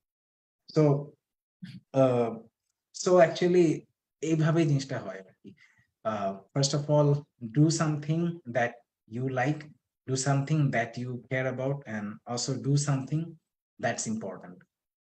If you do a lot of things that's not important, মানে তখন তোমার পোর্টফোলিওতে অনেক কিছুই থাকবে, তখন আসলে কিছুই না। আই থিঙ্ক যে সৌম্য যে কথাগুলো বললো খুব সুন্দর করে গুছায় বলছে কথাগুলা, যে তুমি যেই জায়গায় অ্যাপ্লাই করবা তোমার সেই অ্যাপ্লিকেশনটা নিয়েও একটা রিসার্চ হয়, ছোটখাটো একটা রিসার্চ হয়, এবং সেটার উপরে অনেক মানুষ কাজ করছে। So what you say is important and what you do is also important, যেটা সৌম্য বললো। এন্ড ইম্পর্টেন্ট থিংস গুলোই তোমাদের চুজ করে করা উচিত, আদার দেন যে আমি সব জায়গায় সবকিছু করবো। You have to be focused on important things only. And Soumya, তোমাকে অনেক অনেক ধন্যবাদ, তুমি আমাদেরকে এতগুলো সময় দিছো এত ব্যস্ততার মাঝেও, এবং ওই যে very busy in your academic life, and ওই জায়গাটা থেকে এসে বাচ্চাদেরকে ইন্সপায়ার করা, তোমার চেহারাটা আসলে ইন্সপায়ারিং, মানে you are always star. Okay, everyone আসলে তোমার একজন, সবাই ফ্যান তোমার, বা ছোট জুনিয়র থেকে বলো, সবাই আসলে তোমাকে দেখলে আসলে মনের মধ্যে আলাদা একটা ভালো লাগা কাজ করে সবার মধ্যেই। এন্ড তোমার জন্য অনেক অনেক বেশি শুভকামনা রইলো আমাদের পক্ষ থেকে। এন্ড রিসেন্টলি উই নো যে you are married too, so আমরা আশা করি তুমি অনেক ভালো একটা ম্যারিড লাইফ স্পেন্ড ফিউচারে। এন্ড এখানে ছোট্ট একটা রিকোয়েস্ট আসছে আমার কাছে লাস্ট, জানি না তুমি রাখবা কিনা, মানে ইটস আপ টু ইউ, যে সৌম্য ভাইয়া অনেক মূর্ছনার সাথে জড়িত ছিল, ভাইয়া মূর্ছনায় অনেক প্রোগ্রামও করেছে শুনেছি, ভাইয়ার মুখ থেকে যদি 2টা লাইন শুনতে পারতাম খুব ভালো লাগতো। এটা ইটস অপশনাল, আমি চাচ্ছিলাম না কমেন্টটা দিতে, বাট যেহেতু একটা তোমার কন্ট্রিবিউশন ছিল এই মূর্ছনাতে অনেক বেশি। And I saw you singing, আমি তোমাকে দেখেছি, তোমাকে পারফর্ম করতে দেখেছি। মানে I know what you are capable of and you are star, as I already said. So if you can just do us a favour, যে জাস্ট দুইটা line যদি বলে আমাদেরকে একটু। হ্যাঁ, শিওর। ফার্স্ট অফ অল মানে সবাইকে এখানে যারা যারা এই অনুষ্ঠানটা দেখছো, লাইভ প্রোগ্রামে ছিলাম, সবাইকে বেস্ট অফ লাক তোমাদের ফিউচারের জন্য। অ্যান্ড আমার ইমরান, অপার, দেয়ার ফ্রেন্ডস অফ মাইন। আমি ওদেরকে কলেজ লাইফ থেকে অনেকটা চিনি, ইউনিভার্সিটি লাইফে আরো বেটার জানার সুযোগ হয়েছে। They have done a good job. হয়তো তোমাদের লাইফের পিছনে তাদের কন্ট্রিবিউশন অনেক। So acknowledge that wherever you go. It's better to acknowledge people that inspired you, অথবা যাদের কন্ট্রিবিউশন আছে তোমার। এইটা সবসময় করি, যেরকম আমি যখন আমার কথা বলছিলাম, আমি সবসময় বলছি যে আমার অ্যাডভাইজার যারা ছিলেন তাদের কন্ট্রিবিউশন আছে আমার লাইফে। সো মানুষকে অ্যাকনলেজমেন্ট দিতে শিখতে হবে, মানুষকে রেসপেক্ট করতে শিখতে হবে। সো ইটস বেটার, মানে যেখানে যাও না কেন, যদি তোমার কাছে মনে হয় যে দ্য কন্ট্রিবিউশন ওয়াজ গুড, তুমি সেটাকে অ্যাকনলেজ করো। এন্ড সবাইকে গুড লাক ফিউচারে। মানে একটা বড় জার্নি স্টার্ট হইতেছে, সেটার জন্য হচ্ছে হয়তো তোমার মনে হবে you are not prepared, but এখানে প্রিপারেশনের কিছু নেই। You just need to go forward, explore, see. Courageous হইতে হবে। কখনো মনে করবা না যে তুমি আসলে, তোমার থেকে হয়তো তুমি ক্লাসে হয়তো ফিল করবা যে তোমার থেকে বাকিরা অনেক স্মার্ট বা বাকি হচ্ছে, বাট এটা ওভারকাম করার ওয়ে আছে। তুমি হচ্ছে নিজের, তুমি যদি একটু এক্সট্রা এফোর্ট দাও, সেটা হয়তো তুমি ওভারকাম করে ফেলতে পারবা। মানে nothing is impossible ultimately. Smartness দিয়ে হচ্ছে দুনিয়া চলে না, দুনিয়া এফোর্ট দিয়ে চলে। আর স্মার্ট পার্সন যদি সে এফোর্ট না দেয়, সে হচ্ছে ultimately he is going to not reach where he wanted to reach. তো এন্ডিং নোটে হচ্ছে একটা গান গাওয়ার রিকোয়েস্ট আসছে। আমার অনেক ফ্লেভার ভাল লাগে। মানে আমার গানের লিসেনিং অনেক বেশি, অনেকদিন গান গাওয়া হয় না। বাট রবীন্দ্রসঙ্গীত হচ্ছে আমার one of the favourite things, যেটা আমি সবসময় করি। আর সো একটা রবীন্দ্রসঙ্গীত দিয়ে শেষ করবো। একটু আনকমন হইতে পারে, বাট এটা একটা স্প্রিং টাইমের গান। আনকমন হইলে যদি কেউ না শুনো, পারলে শুনিও, জাস্ট 2 লাইন। যদি তারে নাই চিনি গো, সে কি আমায় নেবে চিনে, এই নব ফাল্গুনের দিনে। জানিনে জানিনে যদি তারে নাই চিনি গো, সে কি আমায় নেবে চিনে, এই নব ফাল্গুনের দিনে। জানিনে জানিনে যদি তারে নাই চিনি গো, সে কি। That's 2 lines. Thanks a lot. Marvellous, সবাইকে অসাম ছিল। আর যেটা আমি বললাম যে I saw Soumya performing, and Soumya is a rockstar. সে যখন স্টেজে উঠতো একদম কাঁপাই দিত, সবাই চিল্লাচিল্লি করে একদম অবস্থা খারাপ হয়ে যেত। And Soumya, we are very lucky, very lucky to have you in our programme. And hopefully people যারা আমাদের সাথে আছে এই লাইভ প্রোগ্রামটাতে, আজকে শনিবার আমাদের বাংলাদেশ সময় রাত 8টা 49 মিনিট, তোমার ওখানেও হয়তো ডে টাইম। সকাল আমার 10টা বাজে। ছিল যে মেবি আমার এখানেও ডে টাইম, এটা মনে হয় রেকর্ডেড প্রোগ্রাম। না, it's not a recorded programme. আমার পেছনের লাইটটা কিন্তু ওটা লাইট, ওটা লাইট। ও এটা আচ্ছা, হ্যাঁ, আমিও ভাবতেছি যে জানলা দিয়ে আলো কোথেকে আসতেছে, because এখন তো রাতের বেলা আর কি। এখানে কনফিউজ হওয়ার কারণ নেই, it's a live programme. And আমরা লাইভ প্রোগ্রাম গুলো করেছি সৌম্যকে লাইভেই, সৌম্য আমাদের সময় দিয়েছে। অনেক অনেক ধন্যবাদ সৌম্য। এন্ড অপারকে আজকে আমরা আসলে পাই নাই বিকজ অপার আসলে একটু ফ্যামিলি কাজে বাইরে ছিল, এন্ড ওর মেবি খালা হচ্ছে সিক, যার কারণে হসপিটালে যাচ্ছে ডাক্তার দেখাতে। সো উই মিসড অপার ভেরি মাচ। এন্ড অপার আমাদের লাস্ট যে লাইভে ছিল অর্ঘ্য এবং মুত্তাকিনের সাথে। ইনশাল্লাহ সামনে আমরা পাবো। আর আমরা হচ্ছে উই আর মানে ফ্রম বুয়েট 15 ব্যাচ, 15 ব্যাচ। আমরা অনেক লাকি যে আমাদের কাছে এরকম এরকম স্টার আছে। এন্ড হোপফুলি তোমাদের ব্যাচে, প্রত্যেকটা ব্যাচে আসলে এরকম স্টার থাকে যারা হয়তো সবার সামনে আসে না।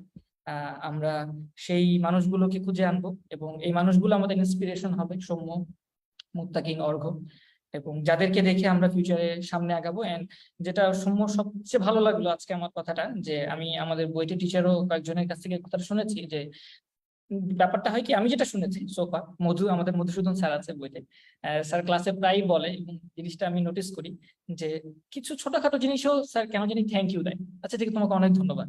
স্যার খুবই হাম্বল, মধুসূদন স্যার আমাদের বুয়েটে সিএসসি ডিপার্টমেন্টে। তো স্যার বলে যে তোমরা আসলে হাম্বল হতে শিখো, মানে তোমরা মানুষকে কিছু, যে কোনো যত ছোট কিছুই হোক না কেন, তাকে থ্যাংক ইউ জানাও, তাকে অ্যাপ্রিসিয়েট করো। এই জিনিসগুলো বাইরে অনেক বেশি হয়, আমাদের কান্ট্রিতে আমরা অ্যাপ্রিসিয়েট করতে জানি না মানুষকে, ছোটখাটো ব্যাপারগুলো তো আমরা হাসি না, আমরা কাউকে ইন্সপায়ার করি না, বা ওরকম করে অ্যাপ্রিসিয়েট করতে শিখি না। তো এই জিনিসটা আমার মনে হয় যে আমি মধুসূদন স্যারের কাছ থেকে শিখলাম। এবং সৌম্য যেটা বললো যে আমরা যে যেখানেই থাকি না কেন, যে যে পজিশনে থাকি না কেন, যদি কারো কোনো অবদান থাকে আমাদের লাইফে, we have to appreciate them. And humble হওয়াটা অনেক বেশি জরুরি, যেটা সৌম্যর থেকেও আমি শিখেছি, জেনেছি, এবং আমার টিচারদের থেকেও আমি শিখেছি, দেখেছি।